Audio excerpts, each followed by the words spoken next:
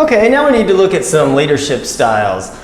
Here we have 4 basic styles of leadership that a manager tends to favor. We could have a lot more different kinds. Jerk would be up here maybe, and laissez-faire or lazy down here, with somebody with no direction or things like that. But here are 4. First we have the directive style of leadership, and the manager is an order giver. You do this is the way you do it, and then they go back and make sure it's done.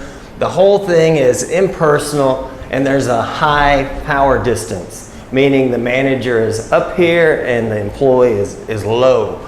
So what you'll notice here is these are tones of the leadership, or you could call it management style. This one, very impersonal, not a whole lot of fun. Get the job done, do it this way, and don't talk back to me. We could put one-way communication here. Number 2, we have the supportive style, where the employees are treated more like equals. There's less power distance. It's almost as if the manager is the 6th member of the team. There's a concern for the well-being of employees, and the manager is friendly and approachable. Now, you can see the contrast there. Doesn't sound like a whole lot of concern for anyone here, and the management style here doesn't sound very friendly or approachable. So anyway, the supportive, if you ask me, is a much better way. If you have the choice between these 2 styles, going with this, I think, would be more effective normally. The third one we have is participative, the participative style of leadership. Here, moving from supportive to participative, not only are the employees seen as valuable and equal members of the team, but the manager or leader gets suggestions from the employees when making decisions or making changes. So the employee is actually involved in what goes on in the workplace. They're not just told what to do, they're not just supported, but they're actually kind of assistant managers. Now, the pitfall here, big pitfall right here, is when you invite your employees to participate in decision making or how we're going to go about change or what changes need to be done. The employees must understand, have a higher understanding of the system, the workplace, the impacts that decisions have on other things in the organization, and understand the problems and the root causes of problems. If you don't have employees that are at this level, then you'll set yourself up for failure, wanting them to participate and asking them for their suggestions and their thoughts and what they want to see done. And if the ideas aren't very good, now you've got a case of they don't listen to us, they just ask us questions and get our input to make us feel good, and what we have to say doesn't matter. So you got to be real careful on this one. Yes, definitely go for it, because a lot of times the employees have more of an idea of what's going on in the workplace on the front line, and they would have ideas on how to improve the productivity or the service quality.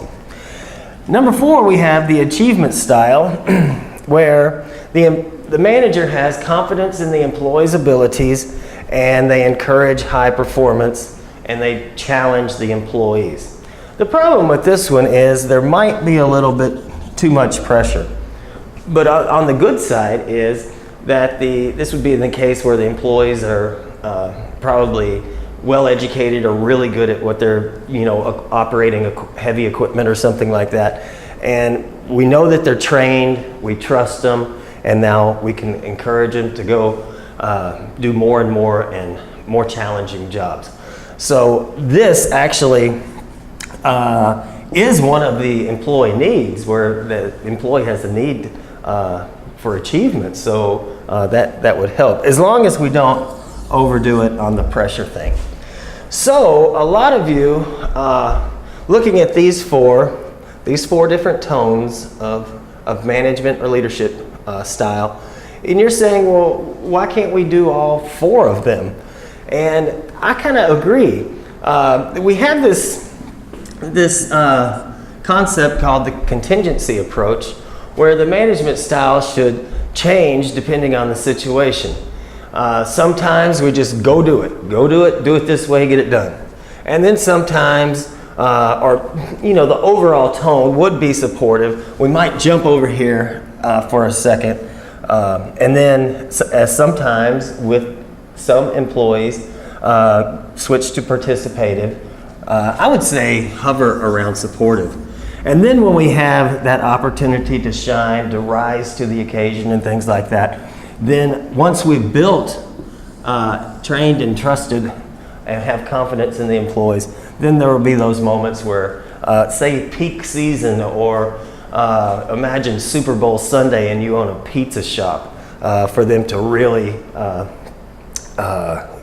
go the extra mile and seize the day. So we have to be careful though when we're looking at the contingency approach.